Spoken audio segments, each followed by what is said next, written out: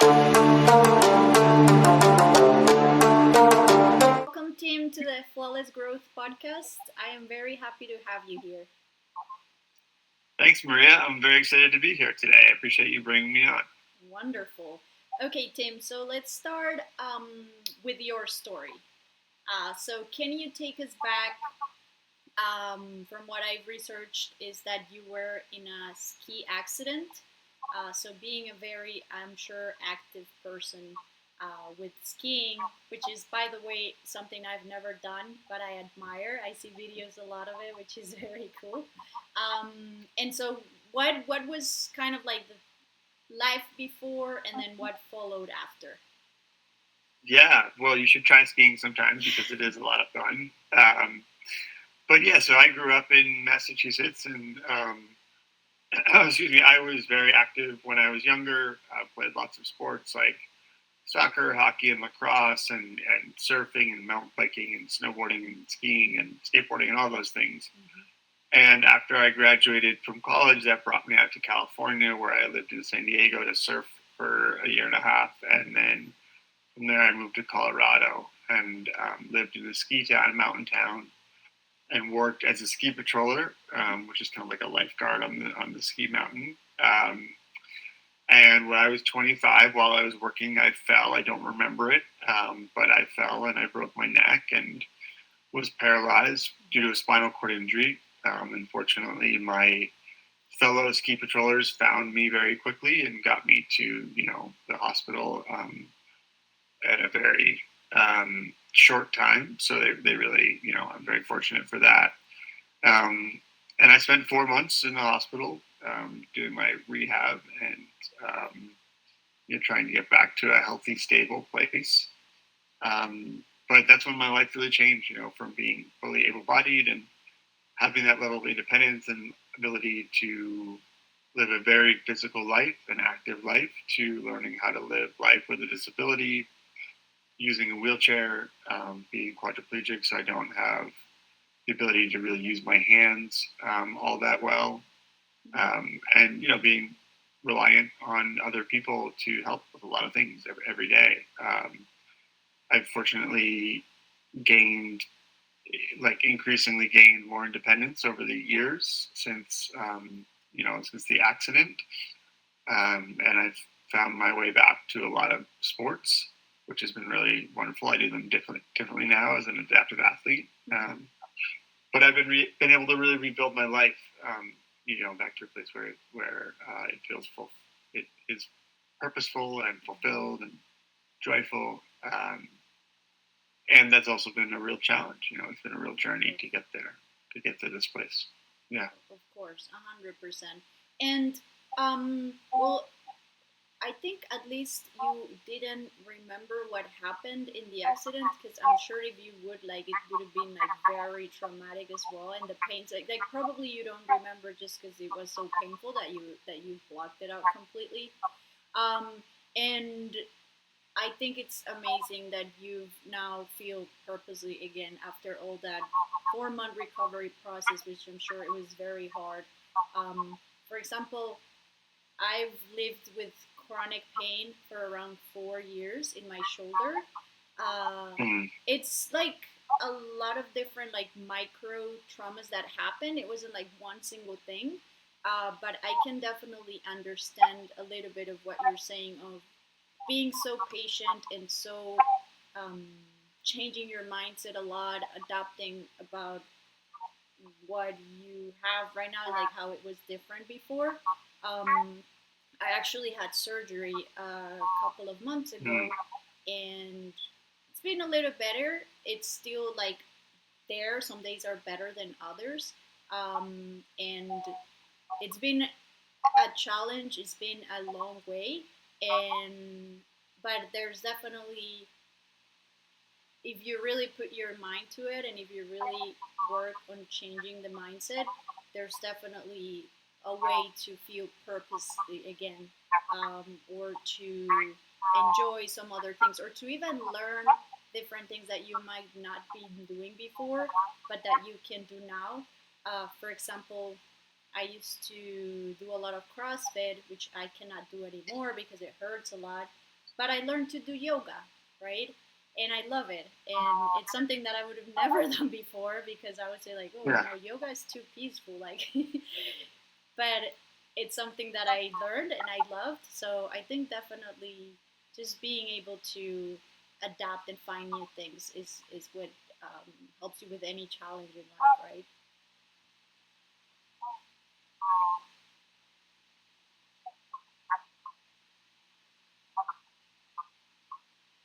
Yeah, absolutely. I mean, the last thing you said there is very true. We there it's difficult to live with an acquired disability and experience trauma in your life. Um, that being said, ultimately we have the decision, to choose to accept it and adapt to it, and do the best we can to have the best quality of life, and take care of ourselves and find medical treatment if that's applicable, um, and learn how to move forward, and appreciate new things that come into our life as a result of it. Like you said, yoga for me, that was sailing. I didn't sail before my accident, but I've learned how to do that, and I love it. And just yeah, finding those things that um, bring you joy, even if they may be different from how you had lived at Mm-hmm. a different time in your life, or what you appreciated at a different time in your life. Exactly. And I would love for you to guide us through maybe that mindset process, or if you had like different um, ways of thinking, like at the beginning, oh, I cannot overcome this, I hate this. Why? To, okay, now I'm learning new things, and then maybe, okay, now I'm fine again. I can, I feel whole again. I feel like I know I'm different from the person that I used to be, but I'm okay with being this person. Yeah, that's a really powerful question. I like how you said I'm whole again, because that's really what it is, what the Mm-hmm. place where we all want to be. Yeah. For me, the first few years, I really struggled. I believed that the only way for me to enjoy life and be the person who I wanted to be and recover my identity was to be able bodied again. So I Mm-hmm. put a lot of time and energy and resources into pursuing all different kinds of therapies that Mm-hmm. I thought would sort of quote unquote cure my spinal cord injury and I'd be able bodied once again. Mm-hmm. And excuse me, No um, worries.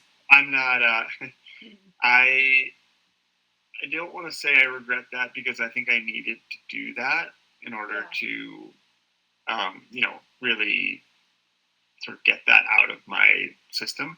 Um, and I Mm-hmm. was doing other things. I was still traveling a little bit and spending time with friends, and went back to school for a master's degree. But it really wasn't until I actually flew to Australia for 2 months to pursue this alternative therapy there, and I thought that was going to be like the big thing that would change my life, and it didn't. But what did change is that I went all the way to Australia and lived there for a bit, and Mm-hmm. had this big adventure. And I came home, and I had moved back in with my parents after I got out of the hospital, and I came home and I said it's time for me to move out of my parents' house. And a few months later, I moved into Boston, and so that really put me on the trajectory of living more independently and finishing school, and then getting a job and dating, and experiencing adaptive sports more. And I kind of I think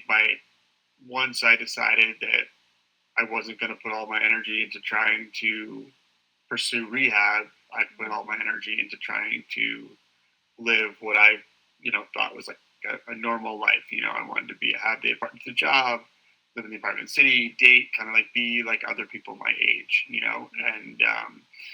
and I did that. And then while I was doing that, I started participating more in adaptive sports and spending more time with other people who have spinal cord injuries and other disabilities. And that really, I think, was the most powerful way for me to come to a greater level of acceptance and be able to talk to people who experience the same challenges and who were doing really cool things, and living life fully, and had had partners or had cool jobs or were doing these awesome sports or whatever it may be. And then kind of the last part of it is I created a podcast that I started 5 years ago called The Unexpected Journey. And on that podcast, I interview other people with disabilities, often adaptive athletes like myself, often people with spinal cord injuries, but not just that, like other, lots of different people doing different things in life. And it's really been amazing for me to hear their stories and to learn from them. We talk about what it's like to acquire a disability and to, to live in our world with disability. And so to hear their wisdom and their stories has been an incredible way for me to find greater acceptance and to to become like to be proud of being part of this community. It's not something that anyone would want and necessarily, but there are amazing people who are in our community and doing really incredible things. I think that's wonderful. So, two main things that you mentioned there that I like is that you were very into sports before, and now, like, okay, how can I integrate this now? Right? Yeah, Like, not just like, no, I just cannot do sports anymore, period. Like, I can't. Okay, no, you can do sports in a different way. Um, and second, finding that community, because a lot of the times it's hard to feel understood and to feel or if, even like if your family members, they love you but you're explaining them, they just don't fully get it. So definitely finding that community, and also creating your podcast where you're sharing the message, not just what like with somebody that you can just see face to face or go play sports together, but like with the whole internet. So being able to cast like a bigger net into all of the people that might need that community. So I think that is amazing that you created that podcast and that you're talking, that it helps you not just do that but also keep healing and keep adapting and keep accepting. Yes, absolutely. I appreciate you saying that. I agree with all what you said. Yeah. Awesome. Okay, now I know that you've also worked with a company called Empower SCI. I would also love to hear what's your role there. That's not something that you do full time, right? That's just like you help them a little bit. No, that actually is my full time job. So the Got it. podcast Okay. we do kind of part time as a passion project or side Got it. hustle, Okay. and Empower is my full time job, and a little bit of history there. So Empower's first program that they ran for people with spinal cord injuries was in the summer of 2012, and that was a year and a half after my accident. And I was in a very low place at that point, and I went to that program in 2012, and it really helped me to see, the possibility of the first kind of glimmer of hope of of living with my disability, with my spinal cord injury, and yeah, and have being a really I don't know, like being a sort of valuable and engaged member of a community.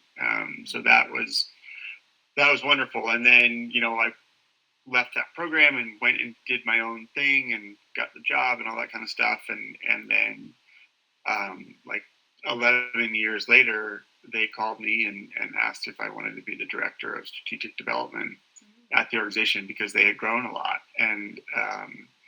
And so I said yes because I had been at my old job for about 6 years and was ready to move on, and it was a great opportunity. And so my role is to help with fundraising and to help the organization kind of grow from being a smaller nonprofit to maybe more of a medium-sized nonprofit, and just all of the strategic decisions and operational adjustments and all of that helped to make the organization run, more smoothly and more effectively, and also again to help with the fundraising so that we can Mm-hmm. sustain our programs.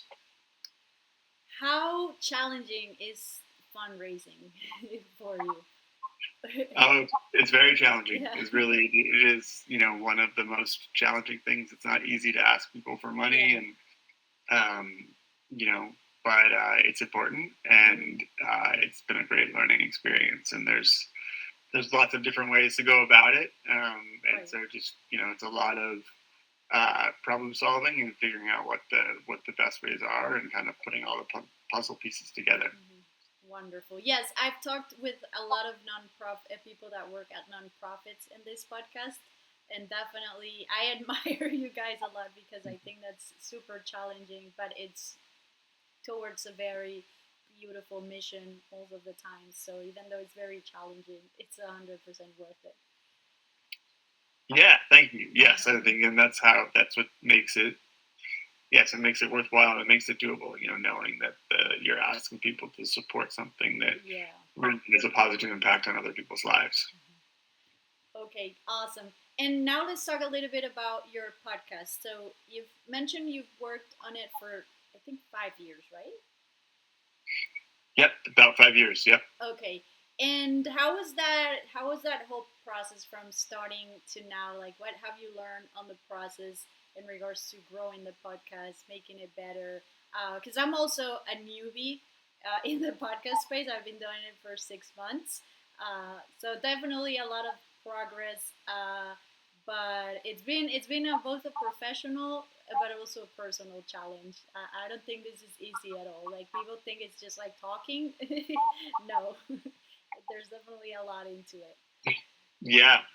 Well, what you said is absolutely true. I first had the idea of starting an adaptive sports magazine, Mm. and some friends who worked in that side of media, advised against it, just given the amount of time and resources required to create a magazine, and so they suggested a podcast, and I thought that sounds great, and that will be relatively easy. And like you said, it's not easy. You Yeah. want to, it's easy to press record and talk, and then just put it on the internet, but if you want to do it well and have a good conversation and create a quality podcast episode, it takes work. Right.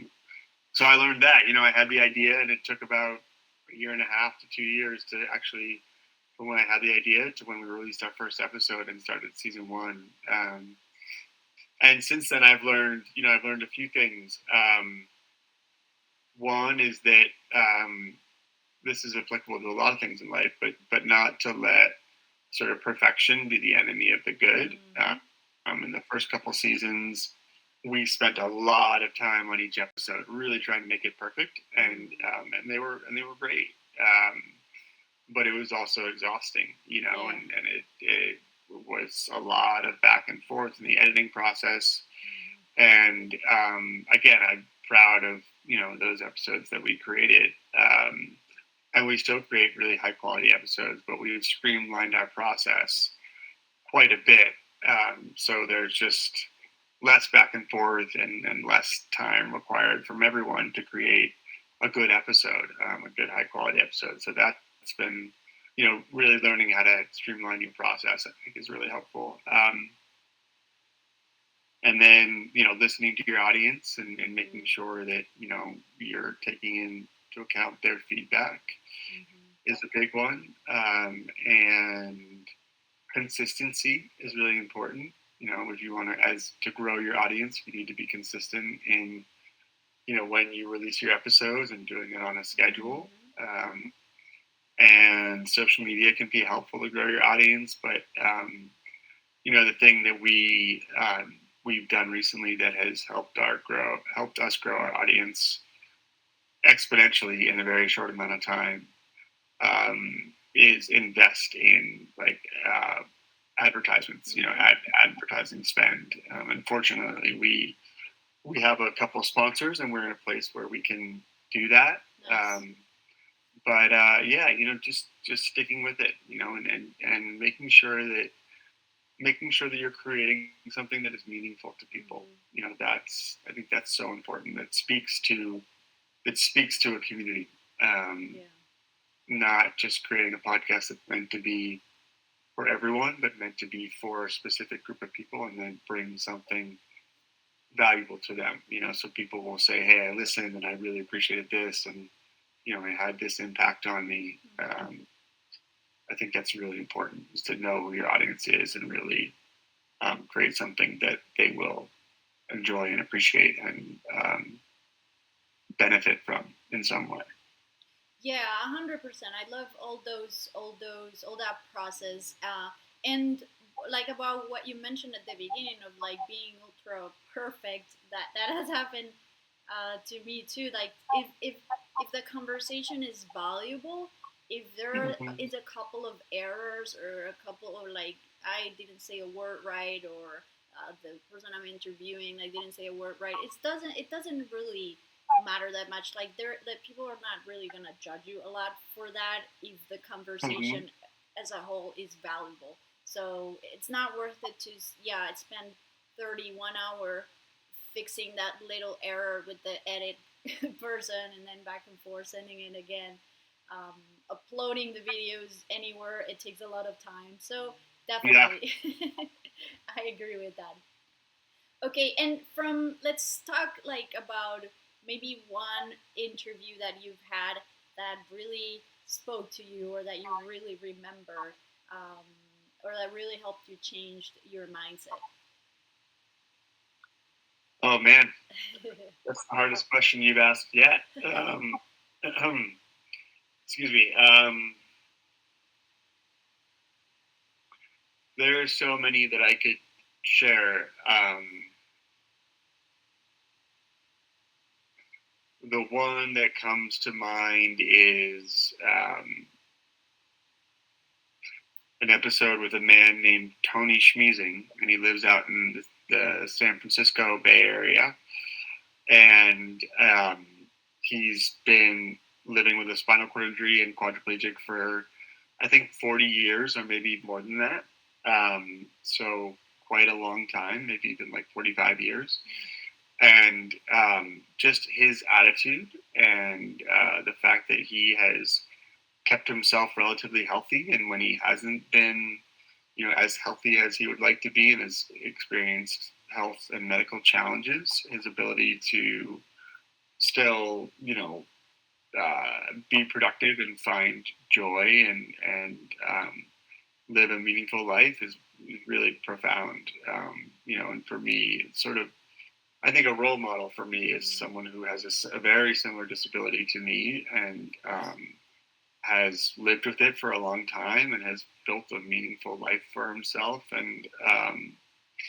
And again, even when he's been dealing with health challenges, which happens a lot for people with spinal cord injuries and with certain disabilities, he's still able to you know to find a way to live his life, to not let it entirely limit how he lives his life.